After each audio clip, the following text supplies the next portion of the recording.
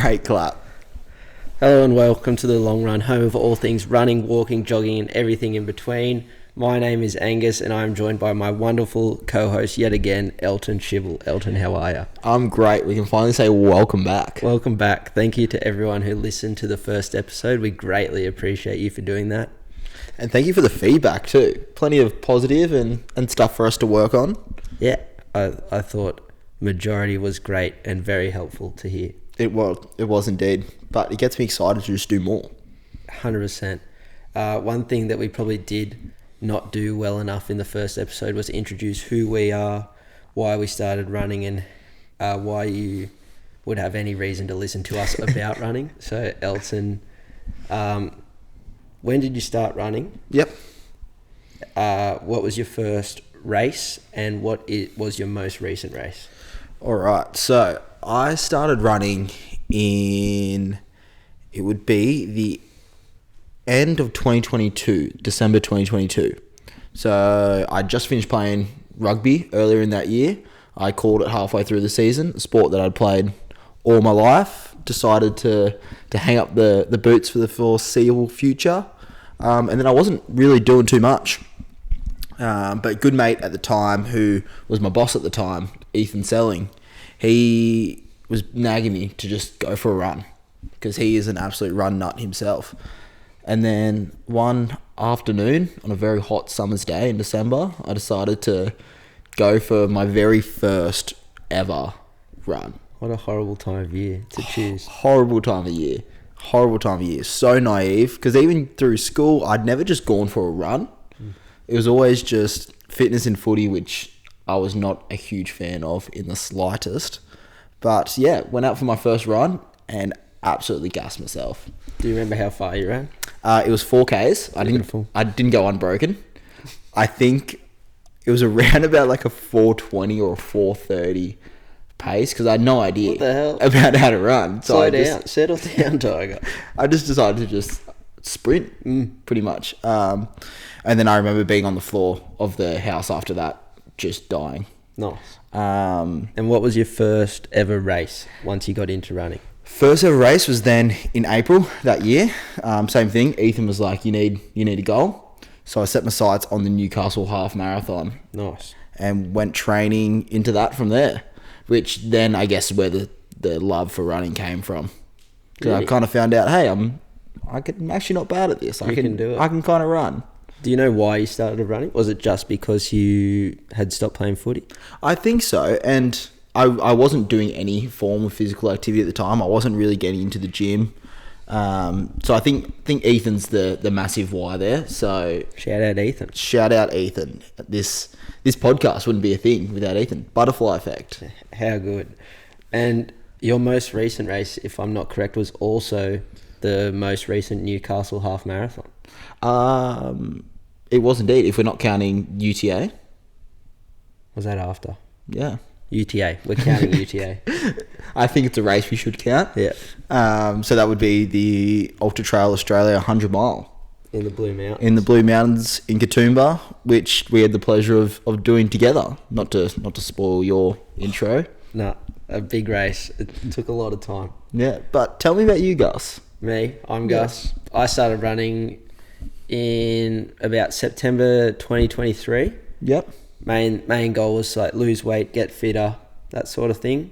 And similar to you, my first race was also April the year after, 2024, the Newcastle full marathon. So you went straight into the full marathon. Thought I might as well do 4 laps instead of 2 of Newcastle's beautiful harbour.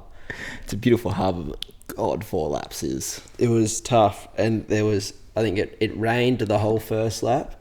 It was blowing a gale the whole second lap, and then it was boiling hot the last 2 laps. So I got the full scale of all the seasons. And then again, also yes, the UTA miler was my most recent race. Yeah, which was good fun. So what you mentioned just getting fit, but is that the why for getting into running, or? I think so. Like always played like rugby as well and cricket and everything, all the sports, but yeah, just wanted to drop a few kegs, which I successfully did. Which you did successfully do. And so yeah, if the weight loss training will be releasing soon. 100%. Full program. Full program. No, so yeah, that was definitely the main goal, and then I've just enjoyed it ever since. I think it's a much more social sport than I originally expected. So I think that's the beauty of it too. And run clubs cop a bit of a... they're a cult. they do cop a bad rap sometimes, but it's, especially the last 2 years, it's taking a sport that has always been known as just this individual sport and made it a team sport and made it a community. I think that's something really special. 100%. It's very good to see everyone going out for a run together. And I'm sure you would agree with me in saying that running with other people is so much easier than running by yourself. Definitely. And I did not say that from a point of bias, but Never Run Club is... if you're ever in Newcastle on a Friday morning or a Wednesday afternoon, go check it out. Go check it out. Come say hi. Nice. Very good. Now, around the track, last week or weekend just gone, in Australia, the Gold Coast Marathon and Half Marathon took place. It did indeed, Gus. It did indeed. And tell you what, it did not disappoint at all. It looked like beautiful weather the whole weekend, as you would expect from the sunny Gold Coast. It's amazing weather. I don't have the actual weather stats on me at the moment, sorry, but... all the photos I saw, it was sunny and clear skies and a fast track. A little bit of FOMO from me as well. 100%. There was a lot of Strava uploads. I had to keep up with it all day. I had Strava open on the laptop at one point. A lot of kudos given out on Sunday around midday. A lot of kudos. And sorry if you didn't get kudos that day, because there was just too many Gold Coast people to go through. So everyone else kind of... I'm sorry. Wow. This is my official apology. You heard it here. Into the races. What do you got for us, Al? So let's start with the 5K, and we'll go up from there. Beautiful. In distances. So I've got some results in front of me right now. Sure, quick. Now, I expected to see some quick times in the 5K, but I didn't expect this quick. So the 5K was taken out in the women's, by Isabella Valinotti. I apologise if I butcher some of these names. I am trying my hardest, I promise. She came in with a 16:15. As I'm getting up the pace chart, I'll move on to Harrison Martinenko, who came in with a 14:30 in the men's 5K. And I believe that's back-to-back victories for him.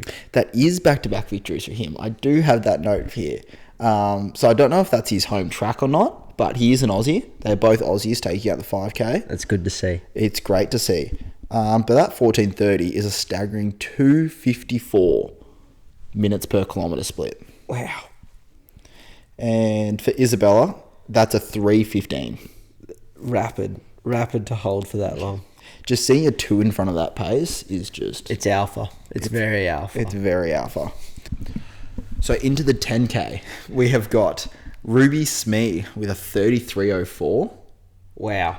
Yeah, like these paces are getting quick. It's the prime spot for a flat track bully, the old Gold Coast track. Flat track bully, coming from us seasoned trail runners. We love elevation. Give us all the hills, please don't. And then for the men's, we got Matthew Buckwell with a 29:13. Sub 30 is crazy. Sub 30. 10Ks.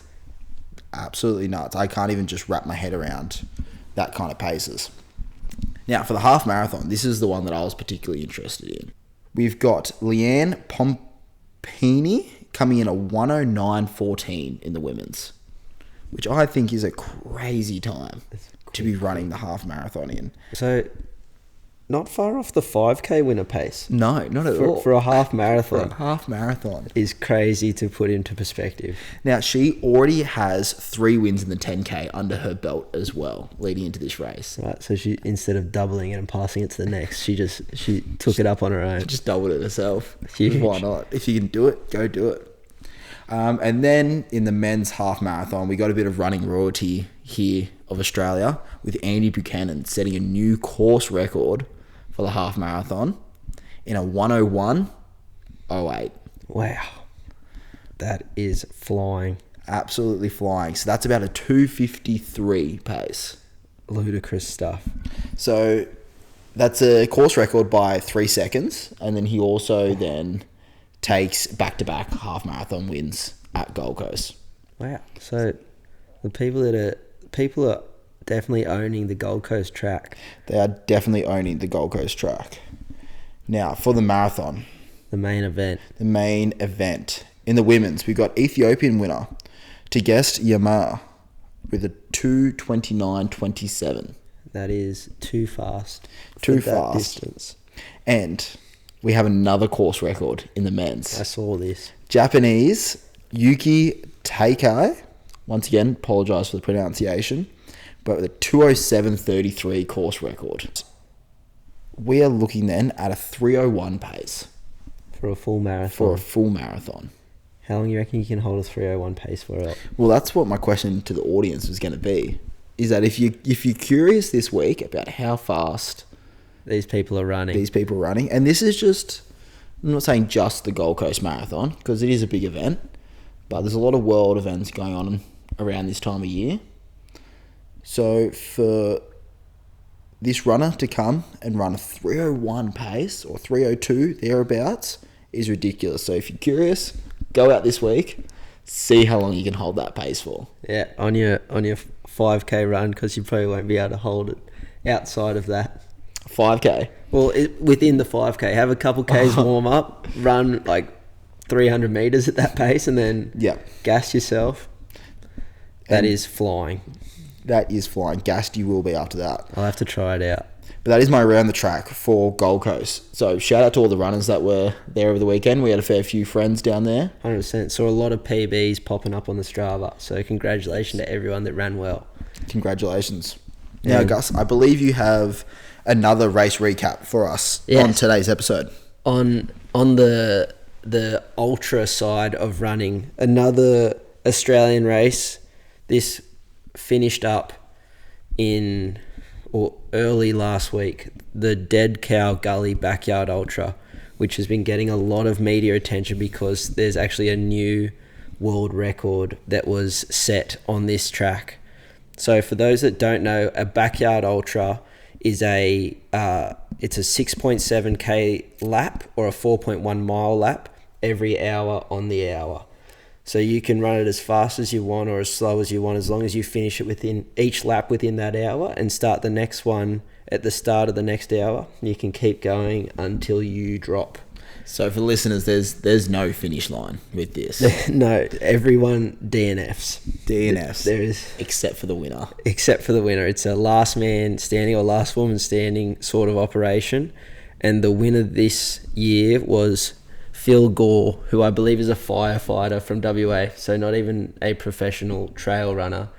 And he set the new world record with 119 laps. So for those that are doing the quick maths in their head, that's 798 kilometres or just under 500 miles of running, which took him around 5 days to do. That is ridiculous. That is running for 5 days straight. A ludicrous amount of time. And it's a 6.7k track, so you really get to know that course well. And yeah, you'd be bored, I reckon, by the 70th lap, the 80th lap. But no, there were about 270 people that started the race, and yeah, there was Phil won after his competitor. I can't remember his name. I don't think I have it. Oh, Sam Harvey. Sam Harvey was the last guy with him. He completely collapsed on the 117th lap. So Phil went and finished the 118th solo and took a victory lap for 119 to break the record. And correct me if I'm wrong, Gus. Was that last lap his quickest lap of the race? I don't know, but if true, that is runner's high to a T. I don't know if that is just rumours that is going around, but I have seen this somewhere on the interwebs. There's no way your body could pull that out after 790 k's of running. My body couldn't, but apparently Phil Gore can. Phil's built better. Shout out to the firefighters. Shout out to them. So yeah, if you're looking at, I know Sydney Backyard Ultra's coming up. I'm sure there's plenty others around Australia and around the world. If you back yourself to just keep running, have a crack, because it is truly, I'd say, the ultimate mental test in the running world. It's especially because, like you said, it's just the same loop. You're getting very familiar with that track. Super, yeah, and bored of it and tired of it.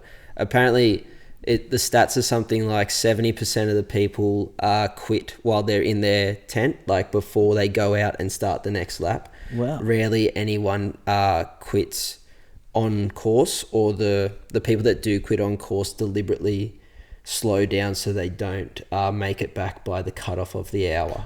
Okay, is that so they don't have to? Yeah, so go they don't again? have to go again. So it is truly a battle of the mind. Yeah. Which is just, yeah, you'd have to have some real mental toughness. I've just quickly pulled it up here because I'm just trying to put into perspective how far 798 Ks is. Where can that get you? You're getting pretty much from Sydney to Melbourne. Wow, that's a good drive, or a good.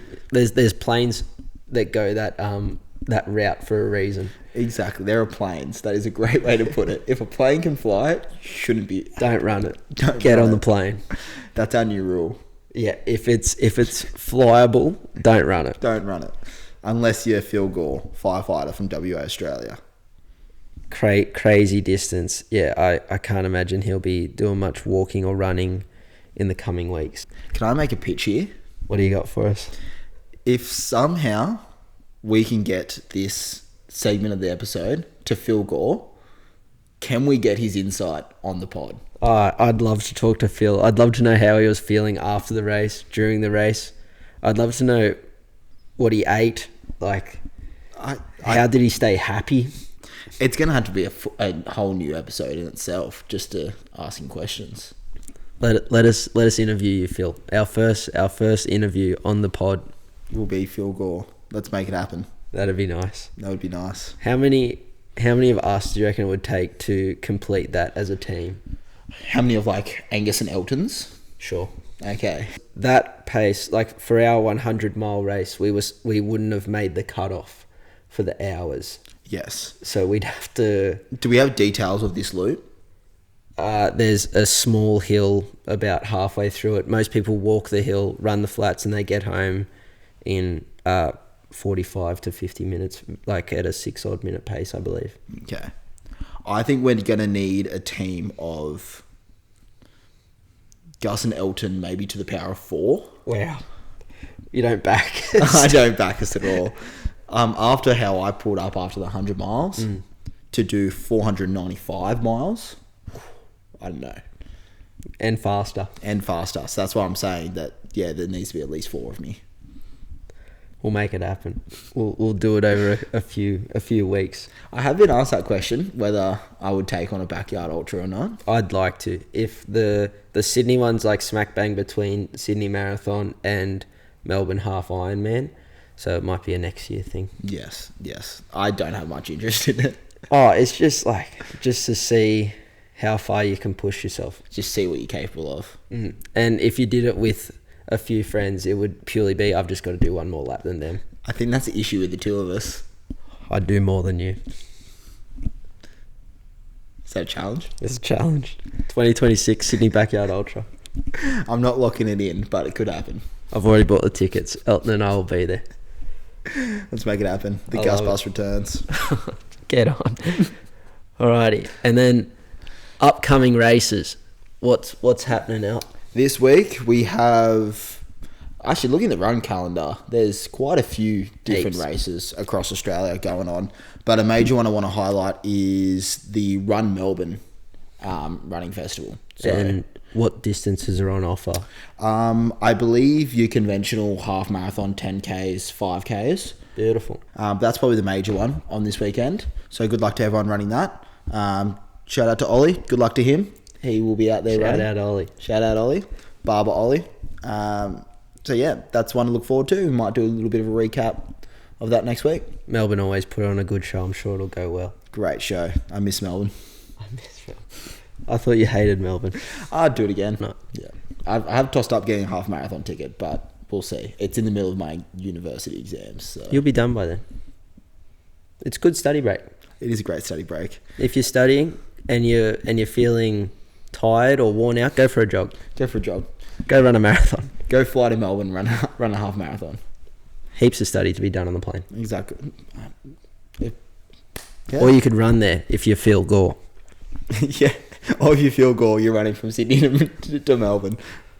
I like it. Great plug. Now, last week, Elton, we chucked on the socials a little way that listeners can interact with the podcast. And what socials would they be, Gus? Where would people be able to find us? That is mainly on our Instagram at the Long Run 100. Go follow it if you haven't. Go like the posts. Jump on the little link tree.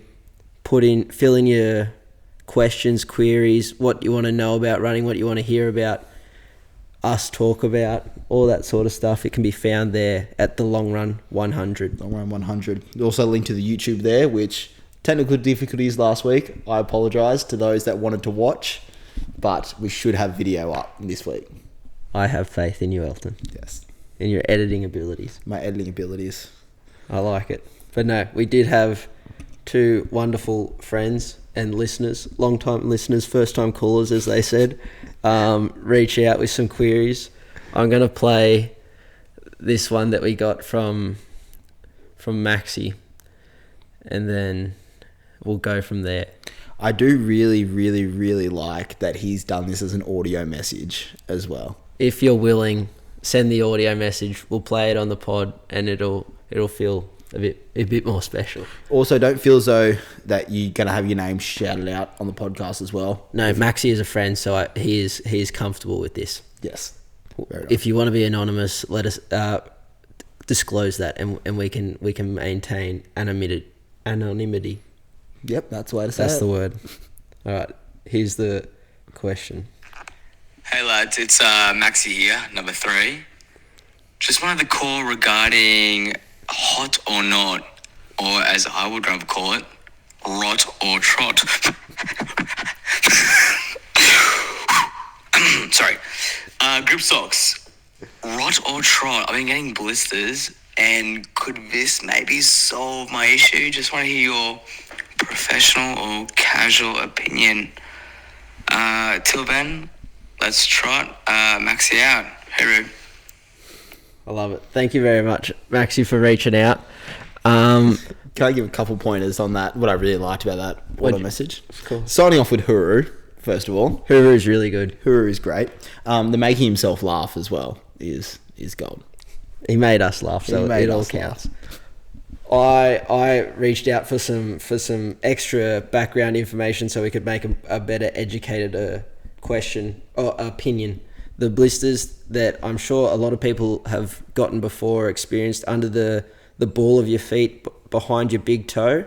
So when your feet are moving around in your shoes, that can often be a troublesome area. And I guess blisters are something that a lot of runners experience, and no one enjoys. They're always painful. Very painful. Often hard to avoid, especially when you're extending into longer distance running. My initial thoughts on the potential use of grip socks to minimize the risk of getting blisters. Obviously, blisters are caused from your feet sliding around in your shoes, or your shoes being not the right fit for you most commonly. And grip socks, if anyone's had experience with them, I know I've worn them playing footy, and a lot of other people do wear them in like soccer or rugby and that sort of thing. And they do definitely help, but I find they're most beneficial when you're moving laterally in those sports and whatnot. So with running, obviously, it's very linear, straight up and down. And I think that the main reason that Max might be experiencing blisters is going to be because his shoes are potentially too big and they haven't been chosen based on his arch of his foot. Now, Elton, I know you as a shoe expert and salesperson, you may have more information on this. Expert's a stretch, but I do like shoes a lot. And yes, I have spent time selling some running shoes in my past. A lot of the time, and this is why when I help people size their running shoes, we tend to go off where the arch is sitting in the shoe and in the foot. So instead of kind of going off toes and toe lengths, as a kid, you always put your thumb on the end. Do you have a thumb width? That's great for growing kids and school shoes. But for running shoes, you want them to be a well-fitted fit. I'd hope that your feet have finished growing by now, so we don't need that thumb width. Hence why some people do still get their running shoes a bit too big. That's a great point. Once you've finished growing, you don't need to have growing room in your shoes. No, so if you are going to try on shoes, my piece of advice is, how does it feel in the center of your foot? Does it feel like it's sitting in your arch nicely? If yes, then I'd say they're the ones for you. Right, I like it. So potentially Max might have to go out and purchase a new pair of shoes, which is always a bit of fun but can hurt the bank account. It can hurt the bank account, but hey, why not grab a couple pairs while you're out? I like it. But also I think there's no harm in testing out the grip socks first to see if that does stop the slipping and sliding around while running. And if that gets rid of the blisters, then maybe you don't have to buy a new pair of shoes and you could just get to buy a new pair of shoes because everyone likes to buy a new pair of shoes. Great. I like that solution for him, Gus. We should all just be buying more shoes. We should all be buying. Consume. Now, we've had another alert listener reach out in one of our good friends, Leighton. He was part of the crew for the UTA, so I owe him many Ks and many results, because I definitely wouldn't have been able to finish that race without him and the boys. He has asked, do you need... This is a question that I feel a lot of people have. Do you need a shoe rotation? And I say yes. And I'm a big believer in rotating through a few different pairs of shoes. So a shoe rotation looks like having more than one pair of designated running shoes, potentially shoes for different purposes. What sort of rotation would you typically see at a baseline, Elton? At a baseline, if you were to have a shoe rotation, if you're going for the bare minimum, I'm gonna say, and I'm leaning towards your side here as a bare minimum. Good. 2 pairs of shoes. 2 pairs of shoes is the bare minimum for a rotation. I do say, I do like a bare minimum of 3, but for the sake, I say we'll go with 2. Right. If we're going with 4. Humour me, and what would the 3 shoes be if you are having a 3 shoe rotation? As the bare minimum or as the ideal amount? As the ideal amount. As the ideal amount, I'm saying 4 pairs. No, you can't keep making the number bigger. What is the 3 shoe rotation, Elton? Okay. 3 shoes, we're going to go with an easy run shoe. Yeah. So a shoe that's going to be decently cushioned, comfortable, supportive. Nice. Second shoe, we're going to go with a fast shoe.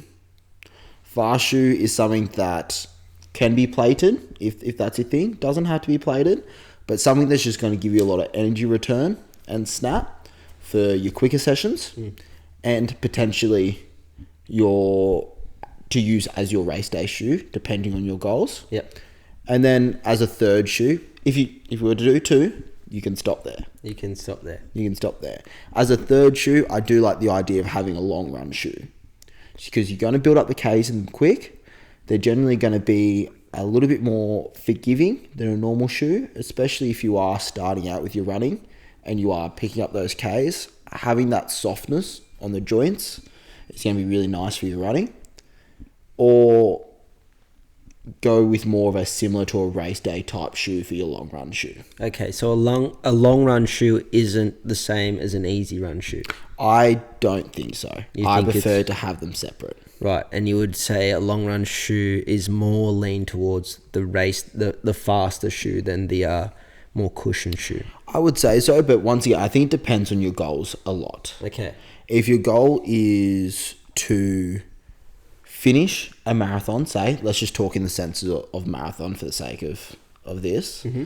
If your goal is to finish the marathon and you're not aiming for a particularly quick pace, or let's say you're not putting the power through the shoe to warrant having a plate or to kind of rely on that energy return, then you're going to go with the softer side. Yes.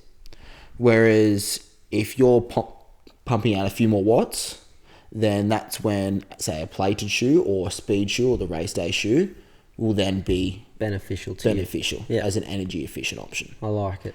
I do have another reason as well for why it's important to have a shoe rotation. What do you got for us? Overuse injuries. 100%. Oh, if you weren't going to say it, I was going to bring it up. And disclosure, we're no physios, we're no medical professionals. We're close. Yeah, we're not far off. But this is not me diagnosing or saying this is the reason for your overuse issues, but I have commonly seen a lot is that overuse injuries are more likely in people that are just running in the one pair of shoes. Yes. And would you say if that's someone who's maybe running 3 to 5 times a week? Possibly, or even less, because Less. the same shoes are going to put the same impact on the same points of your foot and of your stride. Right. So you're saying you shouldn't have the exact same shoe as part of your rotation? No. That defeats the purpose of having a rotation. It's good to know. That's good to know. Whereas switching it up, you're putting then stress on different parts of the body. I like it. Like, so 2 shoes, bare minimum. 3 shoes is Elton's bare minimum. 4 shoes is ideal. What is this magical 4th shoe? The 4th shoe is... So we got your easy run shoe. Easy run shoe. Your interval shoe. So your fast shoe, potentially plated. Potentially plated. So fast shoe, short intervals. Nice. Your long run shoe. Long run shoe. And then you got your race day as your 4th. You dust that one off for the big event. You keep them in the cabinet. Hang them up. Keep that one's box. Keep them boxed. Maybe 2 runs pre-race in them. Just to get a feel for it. Yep. Just do your major marathon sessions in them. Mm-hmm.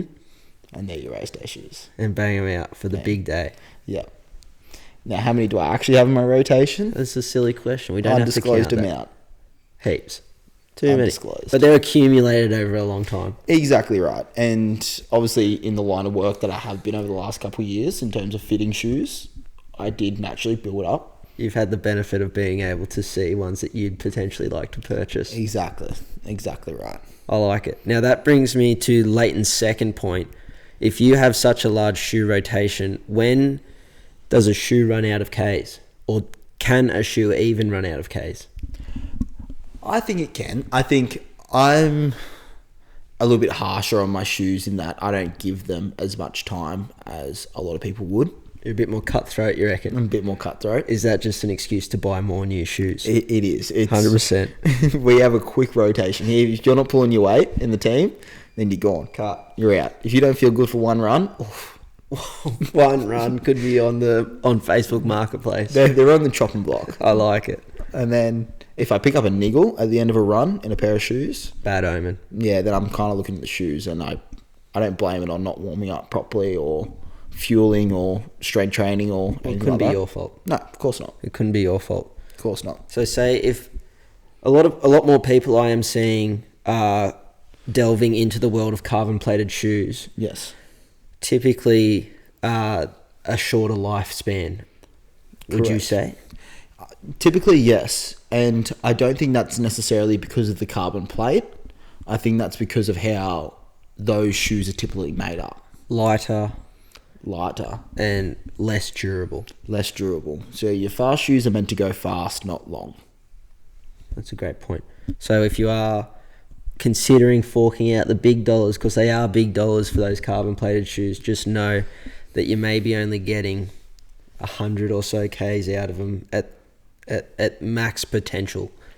If you buy a pair of Vaporflies and you run in them most days of the week or most runs of the week, and then after a few months you find the foam is starting to wear away, that should be expected. I'm not saying it's a good thing. I'm not saying it should be expected, but at a certain point, you've got to use the shoes that you purchase for their intended use. Yes. So a plated shoe is not your easy run shoe necessary for the general public. For the general public. Or for anyone really. They're uncomfortable. Every now and then, say for a recovery run, I would chuck on a plated pair of shoes. But it's more so for the energy return and just kind of giving my legs a little bit of a helping hand. Nice. So typically I find, say, with a with like your Nova Blasts or of the world, or what's another good example? Your Vomeros, they're very popular at the moment. They're going to get much more mileage than your plated shoes, for example. So you could, and Strava has a great feature where you can add your shoes in the app, and on each run you can actually put in what shoe you wore, so it can keep tabs of how many Ks you've done on said shoes to keep up to really, if you are into the numbers, you can know how long you've got left in said shoe. And to circle back to Leighton's original question of how long do they last, I don't think there's a set answer for those, unfortunately. I just go off feel. If I've had them for a while and it feels like I'm not getting what I need to out of the shoes, then I would say that that's the end of its lifespan. 100%. And if you're running on like a track versus the concrete or the road or trails, they're going to get very different amounts of wear and tear. So that just the visual, seeing what the shoe looks like, has all the grip gone away, that's usually a good indicator that it's maybe time to go shopping for a new pair. Correct. And if you're one of those people that are adamant that you've had these shoes since you were in school and that they're still good and still strong, please just go try on a new pair of shoes. Those might be the people that think shin splints are real as well. That's not on today's segment of real or not. What the science says. What the science says. I like it. So thank you for those 2 questions. If anyone else listening has any questions or comments, please feel free to reach out and we will do our best to answer / talk on those topics. Yes, I can't wait to hear some more input. I like it. Now, on to your week of training, Elton. No worries. I'll kick us off. Please. Now, as we spoke about last week, I'm still kind of I was dealing with that slight niggle still in my hip and my groin. Mm-hmm. So went and saw the physio as well. We took a new approach to this week's training, but it is good to say that I am now feeling back and ready to take on this next 8 weeks of the block. Really? But Huge because news. of that, there was no real session in this week's run. Also, weather did not really allow, in Newcastle anyway, besides the brave souls that took on the 50 to 60k an hour winds. Besides those brave souls. So, for my week, Gus, I'm back with 5... Full?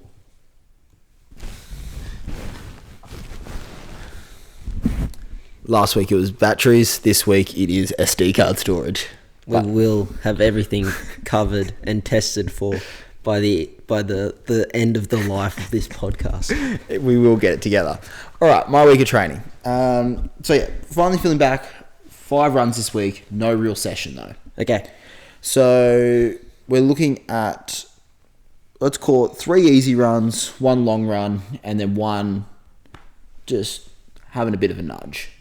You had a bit of FOMO from Gold Coast Marathon and you thought you better go quick that day. That was exactly what happened to the T. So started off with a treadmill run early in the week with the Newcastle weather. First time on a treadmill in probably 1.5 to 2 years. Yeah, I was going to say I've rarely run on a treadmill. Yeah, it wasn't fun. What is everyone's thoughts? Treadmill or out in the world? Where do you prefer to run? It's got to be out in the world. Some people like to stare at a wall and really get into the head noise of it. Those people are psychopaths. Yeah, but they can probably do the backyard ultras. They probably could. So what was your treadmill run? We just had a 40 minutes covered 7.7 Ks. Then we had our Wednesday run club. Did a little bit of extras beforehand. 6 by 10 second hill sprints as well in there. Something different. Once getting the quads firing. Quads were indeed firing. I like it. But once again, that back to full capacity plan from the physio. And then we got run club on Friday morning. Nice and casual 30-minute run. Then on Saturday, we had the next instalment of the Sydney Marathon partnered long run with Never Run Club. So that was planned to be a 25k run. I was running late for work, so I just got 21 in. Had to dip out early. It's not really the long run that I wanted to do this weekend, but it's what I could get in. And then, like you mentioned before, my FOMO run to cap off the week on the Sunday, 11Ks. Just didn't look at the watch and just decided to just go with the legs. Pin the ears back a little bit. It's nothing too crazy by any means, but... Or open the hips up, as we like to say. Open the hips up. Big fan of opening the hips up. Had the Boston 13s on. Ooh, some of those colourways look clean. Did you see Blake's? I did see Blake's. The gold, the white and gold. Yes. I could get around that. Have you seen my colourway of them? What have you got? The white and blue, white and teal. I know the colourway. Yeah. Crispy clean. So they got the run they deserved, and that was capped off with a nice little lemon and white chocolate tart from Baked Uprising. A Sunday sweet treat. Got to happen. You deserve a treat if you're going for a Sunday run. 100%. Without question. But yeah, pretty uneventful week for me, but we're going into the 8-week block now, so ready to rip and tear. Feeling fit and ready. Feeling really ready. That elusive marathon number is potentially within your sights. Potentially. I like it. Any gym? Any cross training for you this week? Yeah, so got in 5 gym sessions for the week. Huge. Yep. Just courtesy of bad weather. Have to go. Typical bro split week for me, but just what I like to do. Nice. I like it a lot. And tell me about your week, Gus. Break it down. So I started off with my long run because I knew the weather was going to be average. So just did a nice half marathon with a little bit of elevation just to get the K's in the legs. Excellent. Most of the week was spent on the indoor trainer on the bike. So a lot of workouts there, getting the quads going. I did 5 bike sessions for 120 odd Ks, which was pretty good. Few intervals and whatnot, get the heart rate up. Yeah. Also got in the gym 5 times, lifting heavy, trying to build those thunder thighs. Excellent. Still doing the full body?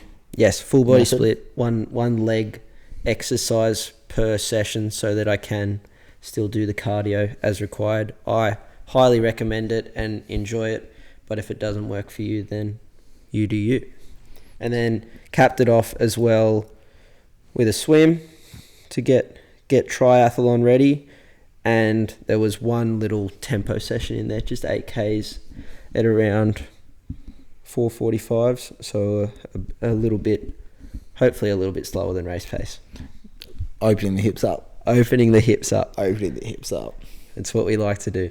Speaking of the bike sessions, sorry to go on a tangent. No, please. Again, had lunch with good mate Brendan the other day, and he is an avid triathlete, loves it, lives and breathes it. He was saying he did a bike workout the other day.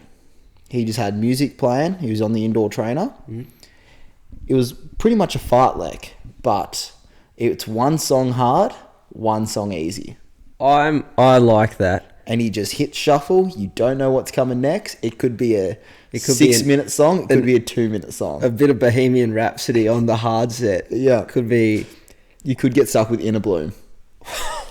It's not really getting the gears turning for me personally, but I think that's an incredible idea for any sort of cardio workout. I thought it was just so creative. And do you reckon you could do that with a running session? Without a doubt. Chuck the earphones in, whack the phone in the pocket, and just, yeah, because not knowing how long the song's going to go for, if you have your marathon playlist or whatever gets you fired up. Yeah.